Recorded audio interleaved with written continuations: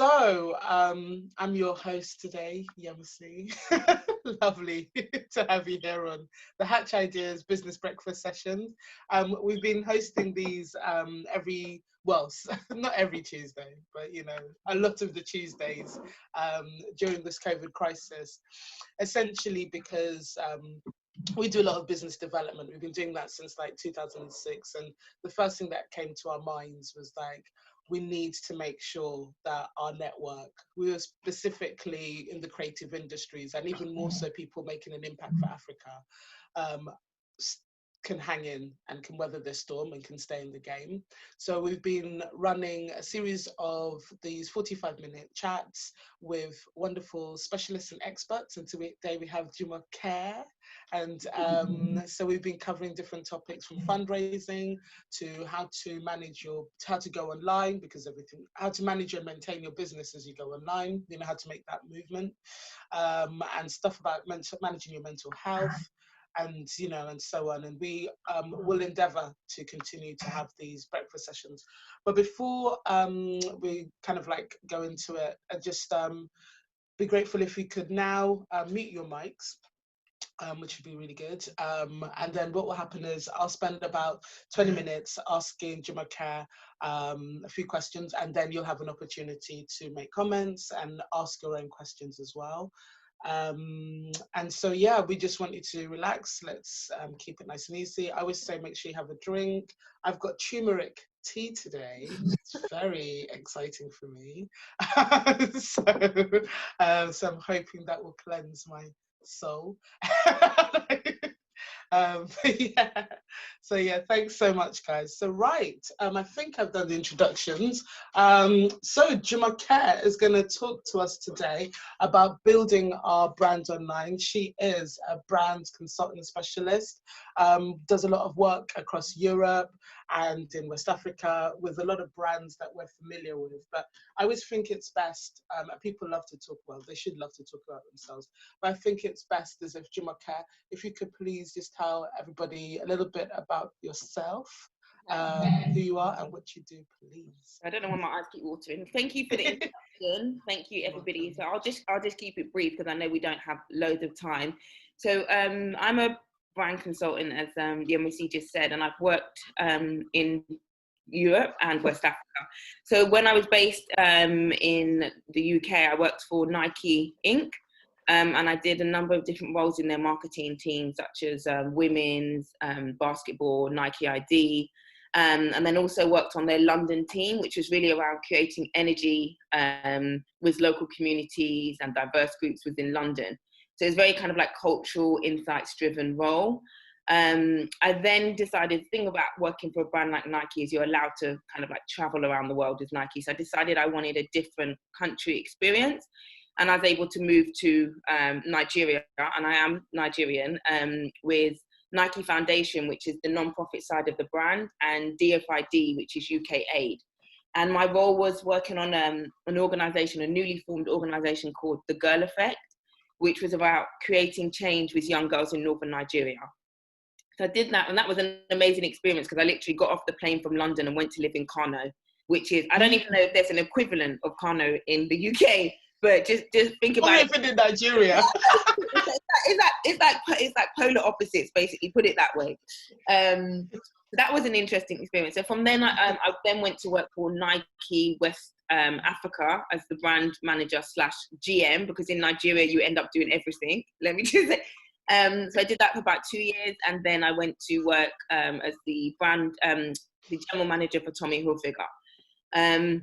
So what I really love is that very much in the UK, I was very disciplined in marketing. But when I moved to West Africa, it allows you to see more of a kind of like a bottom-up, top-down approach to a business. So you get to do a lot more in terms of buying, operations, profit and loss.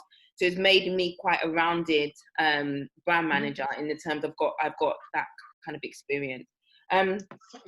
Yeah, so that's me. There's a lot thank you, because I was gonna ask, actually, from your vantage point, because it's got so much breadth to it. If you could just tell us a little bit about what you've been noticing during this COVID period, about how people have been managing their brands. Yeah. So Yamisi and I had a brief chat about this before, and I think what happened in the beginning is nobody could have ever foreseen that something like this was going to happen. So I think even as individuals, we were shocked, and even as brands, you could see a lot of brands were scrambling to understand, like, okay, so what do we do here? And it's not in a situation usually when you're marketing or you're working on a brand plan, you're usually promoting or pushing a product or a service or some sort of aspect.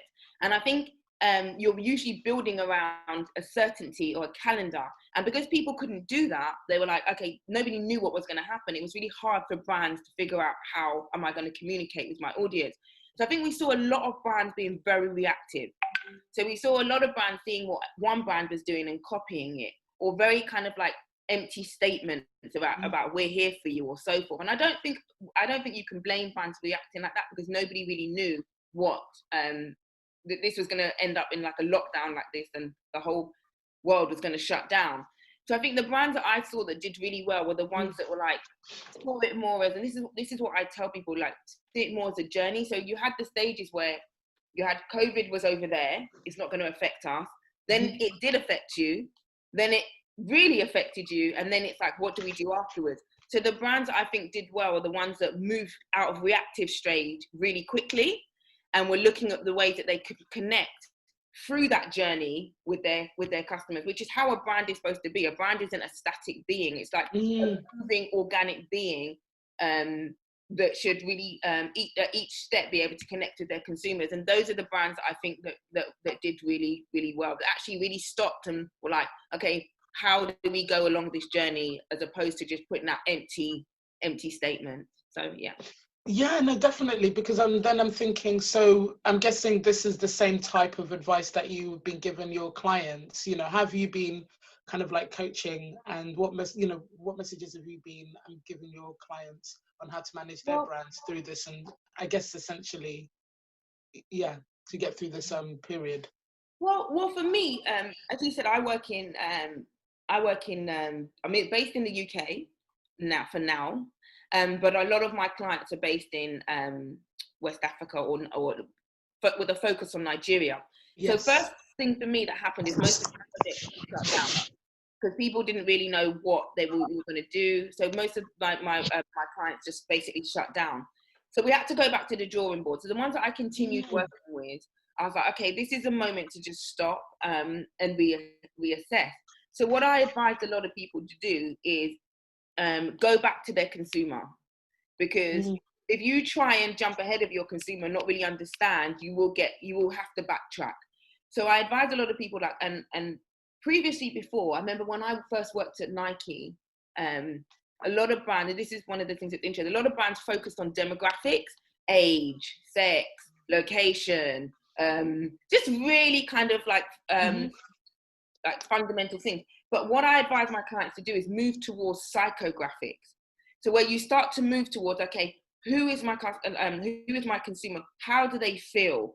What are their value system? What's their vision? How do they feel about connection points? So when you start moving it, because you can't stick within demographics at a point like this, because you have people who are like 50 years old who still want to dress like they're 20. You have the gender kind of fluidity that's going on as well. You have people who are moving from country to country to country. So to stick within demographics, you limit yourself. So you really need to like understand, okay, who is my customer at this time? So I advise a lot of people to go back to that, because with a lot of my clients, they think they know their customer, but they actually didn't. So they didn't know how to talk to them. So the way that I describe it to people is, when I was first starting out in my marketing journey, I'm not telling you how many years, but years ago, it was really around the kind of like the brand. So people aligned themselves with a brand and bought into that brand. Then it moved to brand me.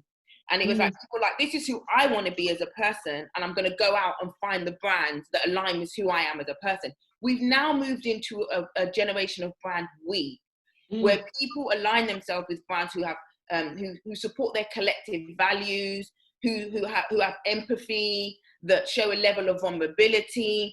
And at this key time, that's what people were looking at. We've all seen brands that have been caught out with insensitive messaging or products, or who are just trying to sell you stuff without creating any meaning with you.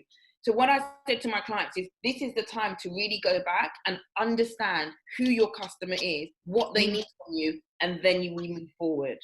So yeah, no, thanks for that. And I'm just thinking about small businesses, because a lot of the people in our network are within creative industries. You know, they I mean, it ranges to big cultural centers, to individuals, artists and artisans. So, you know, how do they yeah, sorry. You know, I'm going to ask. I'll give an actual example of one of my clients who, what she does is she does film premieres. It's very niche, but she does film premieres. So we were sitting down and we were like having a brainstorm, obviously on Zoom, having a brainstorm about, okay, so what does she do now? And instead of focusing on, this is my core competency, this is what I like, she'd already gone all the way over there and been like, okay, how am I going to change? What am I going to do? I said to her, no, just stay still within your industry. And then at each touch point, what can you do to connect with your consumer? So, okay, for instance, before, if you were to do a film premiere, you would deliver an invite to somebody. Now you can't do that. Okay, so now maybe you use e-invites. Before, maybe there'd be loads of paparazzi on the runway taking pictures. Now maybe you could use really cool electronic robots and photo booths. So it's also that stage that go through that connection point, all of those different touch points that you used to have with your consumer, and then bring it up into post-COVID. So you don't necessarily have to totally change what your core competencies or your business principles or values, but it's how do you now adapt them so they're suitable for this new era that we're going into. So that's yeah. No, definitely. Yeah. And actually, there's more that we need to devise for small businesses so that they're able to pivot their brands, you know, during this time. Because, you know, from what I'm hearing, what you're saying is like, take time to actually pause and have a look at what's going on, you know, and reassess, and don't feel pressured. And I actually wanted to get into, you know, we discussed this before, but it would just be great if you could just help to sort of like break down, you know, any key learnings that you feel that specifically small businesses should be adopting, really. So the first one I said for small businesses is I don't think you should shy away from what you've been doing. I think that most people should see this as an opportunity, yeah. And it's the same way that people are saying the office model will change now that people know that you can work from home. That's how you should do it. It's not that businesses are all going to close and shut shop. They're just going to do a new way of business. And that's how you should think of it. So I thought of 4 key things for small businesses. And the first one is go back to your consumer, yeah, and really look at who your consumer is. Using whether you want to stick with demographics or psychographics, really build out again who your consumer is so you fully understand them and how to talk to them. The next one is really, really important. What do they actually need from you? And I think that gets lost a lot in the scramble of how do I survive? If you can clearly understand this is my consumer and this is what they need from me, you'll know how to then target them. And it's a really important one that gets lost. The next one, the third one is still stick with your brand principles and values, because that's what makes that person or that consumer come to you. So even if you change the implementation or how you reach them or the platform that you use, it should still be through the lens of those brand principles and values that you've set up. So if you're a company that's focused on I hate the word innovation, or if your thing is, I won't go into too much because I don't want to get stuck on brands, but still really focus on your innovation. And then the fourth one, which for me, which I've seen brands during this period of who I think have been successful, is stop trying to sell people stuff and create a meaning with them, create a connection with them, create a narrative and a story with them that they can connect with you through at each stage. Because the brands that you can feel who just jumped on it and who've been trying to sell people stuff But there's other ones who've been talking to you like through this whole period, and at each stage is giving you different things that you might need. From a really one that I loved was Audible. The fact they're giving away free audio books for you to listen to. One I really loved was Wagamama's. They gave away their recipe, you know, online. Like, just what did like, people might be missing that sort of fast food or that feeling of going out to a restaurant, and they understood that, and they allowed you to do that at home with one of their head chefs online. So it's really like looking at those 4 key things. So I've said it before, like, look at your consumer, look at what your consumer or your customer needs from you. Really stick within your brand principles and values, because that's what sets you apart. And then really work at, even if you're vulnerable with it, creating connections and creating a narrative, not just trying to sell people stuff. So yeah. Thank you so much for that. I was going to add another question. There's the balancing act, because that's what a lot of people have been saying, but I wanted to kind of like add the fact that you have to still maintain that your shop is open. So I think there's nuance with don't sell people things. I think the way I see it more is allow your human-centric self to come forward. Yeah.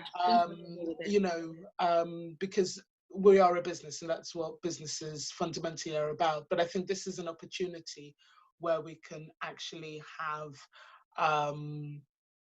a really much deeper connection with our current customers and future ones.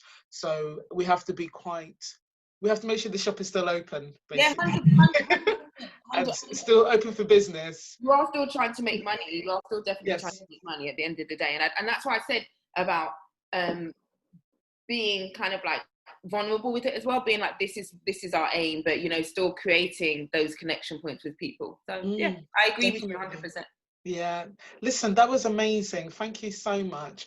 And I just wanted to open it up. Does anybody have any questions, please, about the brand, even if it's foundational questions about building a brand? I think that would be, Jumoke would be happy to answer anything in relation to that. Oh yeah, if you have a question, you can put your hand up or type it in. Everyone's quiet. Yeah, I know, they're thinking. Oh, we've got Caramel. Okay, fantastic. Hi, good morning. Thank you ever so much for that. It was really insightful, just the little bits that you did mention. The one that really struck me, which I'm like oblivious to, was your psychographics vision. Is that correct? If I said it right? Yeah. Is that an actual thing? Is there like a book you could do more research in, or? I don't have a book here for you now, but I can get one that you can use. I think what it is that people, if you stick too rigidly within demographics, you lose a whole level of insight. So right. I use them. I say that demographics are information, yeah, and I say that psychographics would be insights, and insights are something that you can use to build your marketing or your brand plans further. Does that make sense? Yeah. Yeah. So I can dig up something that I can send through to you. It's something that a lot of brands are doing as well. So you'll find that when they're doing consumer research or qualitative research, they'll ask these kind of more questions that fit into psychographics, so they can get a bit more insight into what their consumers think and feel and their visions and so forth.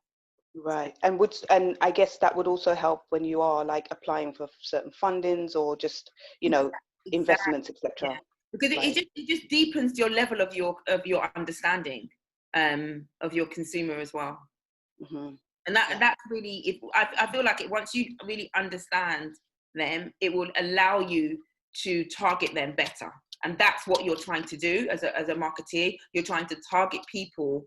And then the thing before as well, we can't be lazy because there's so much noise going on in people's worlds right now that the more that you understand them, the better targeted your approach can be to them. So, yeah. Right. Thank you. There's also years ago, I think it was Audiences London. They did some research with Arts Council. I mean, I think it was 2007, 2008, and they came up with a thing called Mosaic.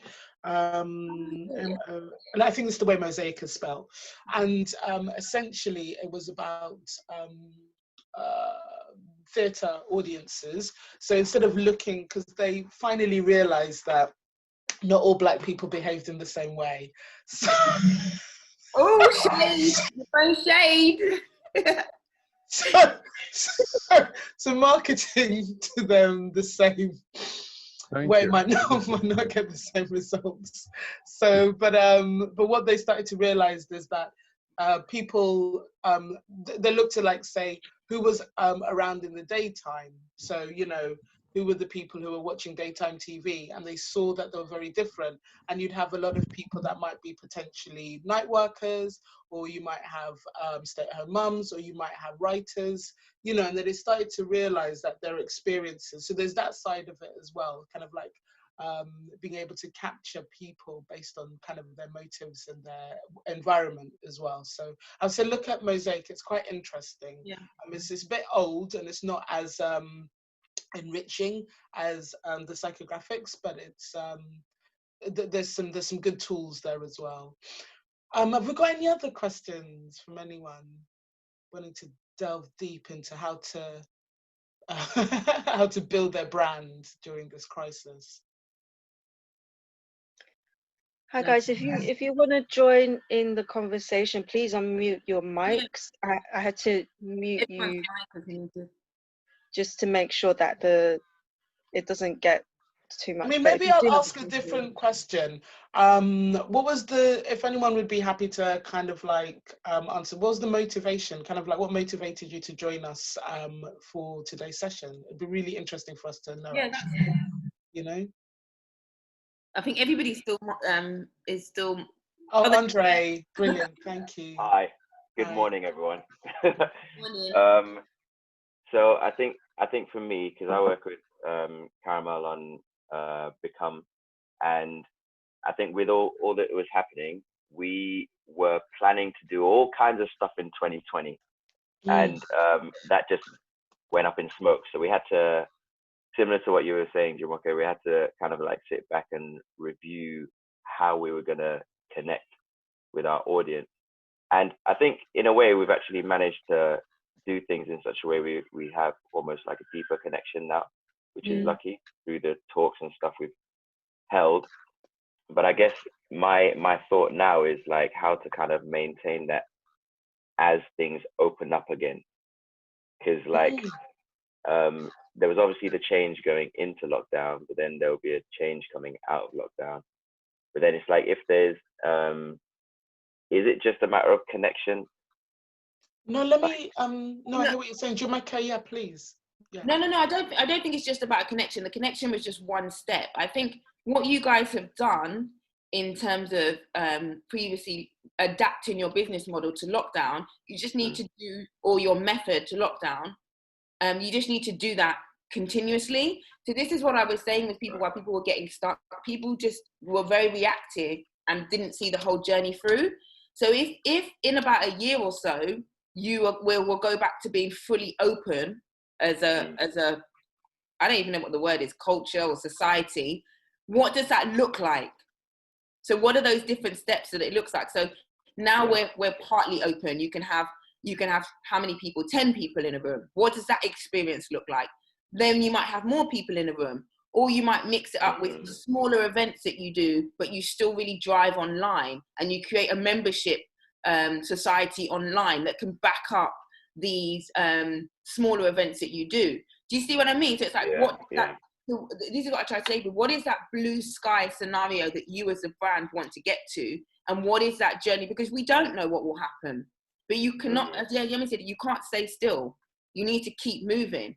So you need to build up those kind of like scenarios of what that looks like for your brand. So it's also, I also think it's an amazing opportunity as well, because you said that you've driven a lot online now that you maybe would not have put the focus to if you had those physical events.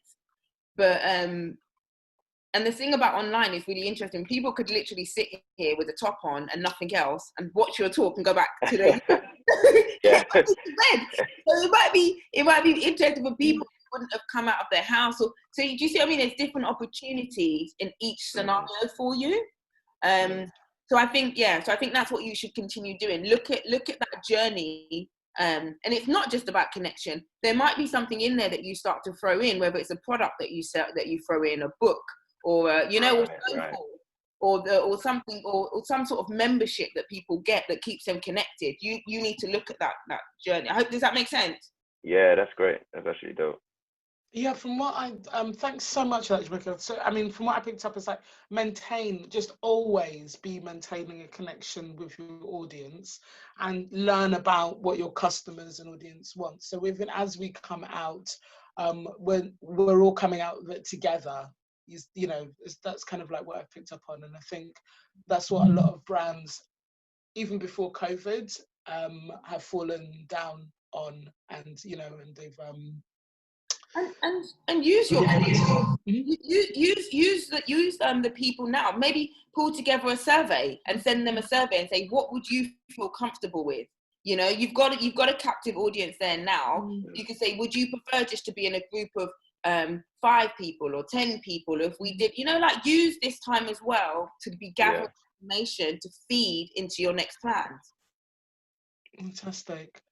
Thank you so much. Does anybody else want to share, what motivated them and why they wanted to be part of the session, why they joined this session? John. Hi. Thank you. Hi, good morning. Hi, Jumoke. Hi, Yemisi and everybody. Thanks. I hope you can hear me well. Wonderfully. Okay, we're a law firm, and every year we have a seminar. And over the years, we've toyed with having several seminars, but it's always so much always goes into the one that we have. We usually have about 150 people, physically come to a hotel, and we have presentations and so on and so forth. Of course, when the lockdown started, or when the pandemic started to become a pandemic, it was clear that we couldn't have a seminar, but we still weren't sure. We normally would have it in June, but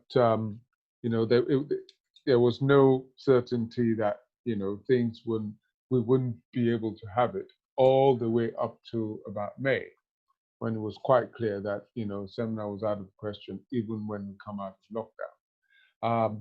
But the problem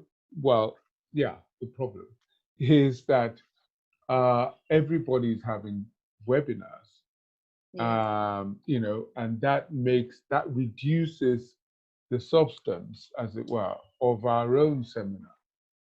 And so we're in a situation where it's as if we are joining at the back of the queue, because there've been so many webinars that people have had, and we don't want to seem like another webinar, even though we've had our seminars for 8 years.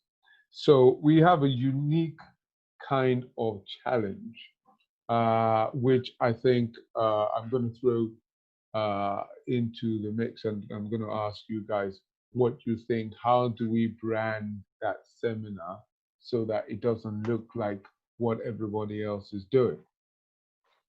Okay, so I would need so much more information. I always don't know. Yeah, well, I'm happy to give you more information. So my first question is, you, John, what is the actual objective of that event? Like, what is the objective? It's a marketing tool for us. It's to sell your we're a law firm. Yeah, to sell your services or so. And to sell our services. It's typically attended by, it's a themed seminar, so we go from industry to industry. So the last one we had was on fintech, finance technology, and so the people that attended were people who were interested in fintech. So it's not that classic get people into the room who are looking for a lawyer to do X, Y, Z. It's sort of get people who are interested in the industry, so that if they need legal services, they will remember to get in touch with us, and we would be associated with that industry. Okay, so the first thing is, this is the reality. The reality is you're not going to probably be able to get 150 people into a room Yes. at this time. Sure. So if you still feel that this seminar is the only way that you can connect with your customer, there's two ways to think about it. So let's take the example of the fintech. It's a promotional activity for you aimed around tech people. So there's two ways you could look at it. You could either build out that experience still do that seminar, but work with an event company in a way or a format that you only have batches of people go in. Yeah, that's the only way around it. Or you could go into the industry and look at tech and look at, I don't know, an app or a system that people are using in tech that you could go back and connect with them. Because if it's tech, you should be talking to them through tech. Yeah. Sure.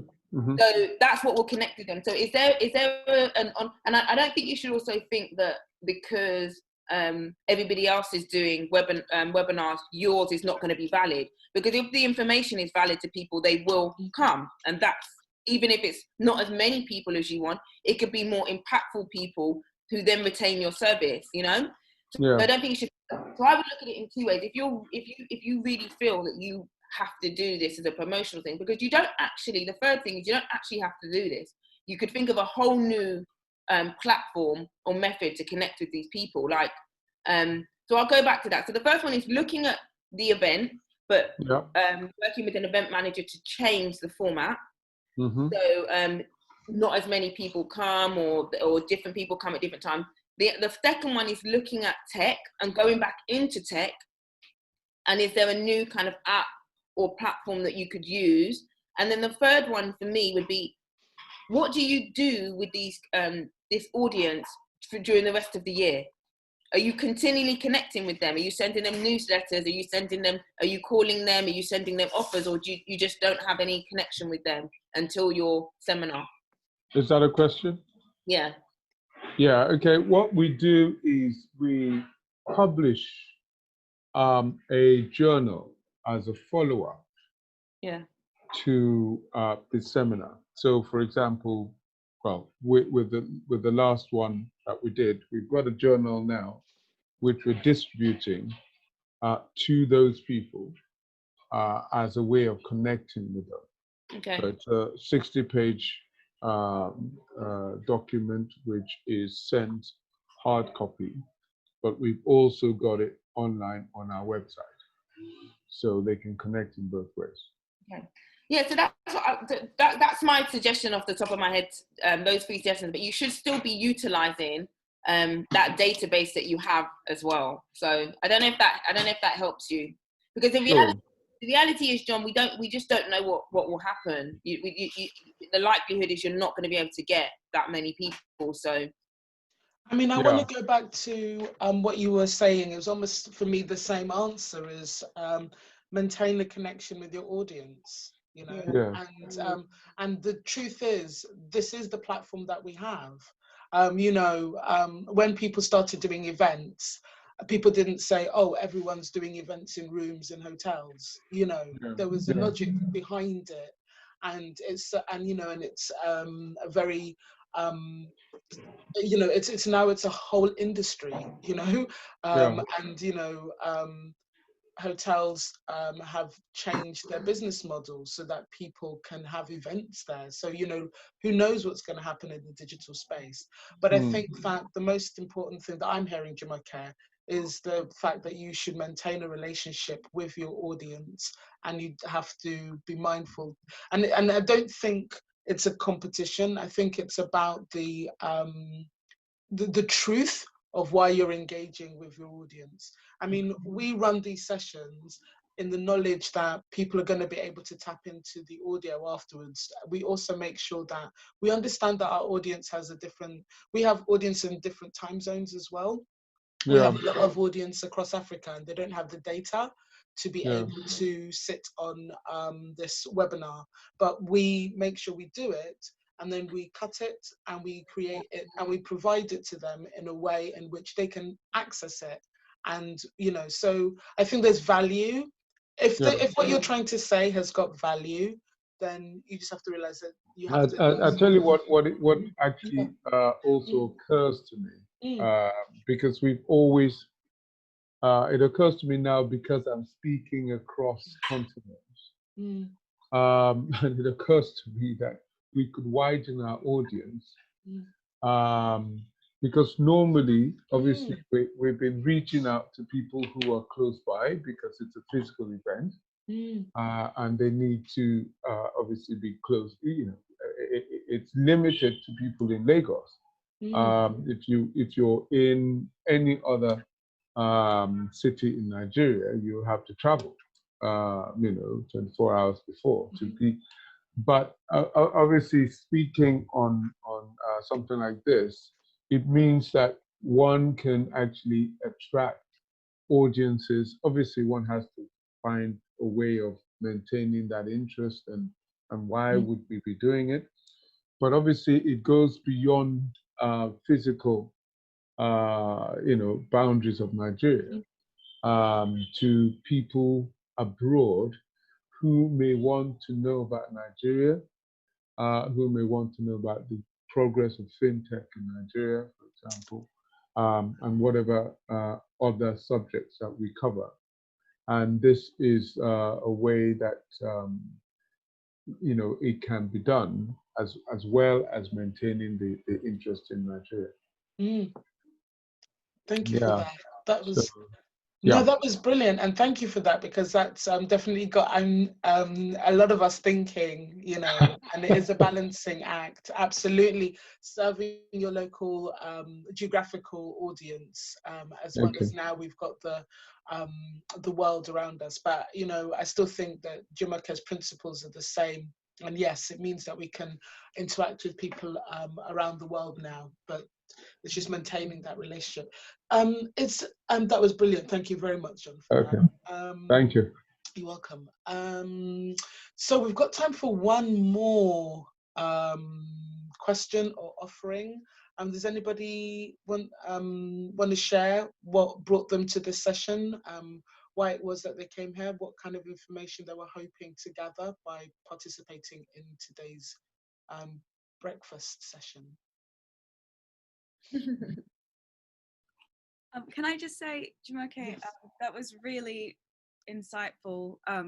I work with a few different brands, including Hatch, and I've always been pushing this whole, I didn't know it was called psychographics, but I was always thinking that demographics isn't an effective way anymore, because for the brands who I work with who are actually looking to go global, already operating like on a global level in some way.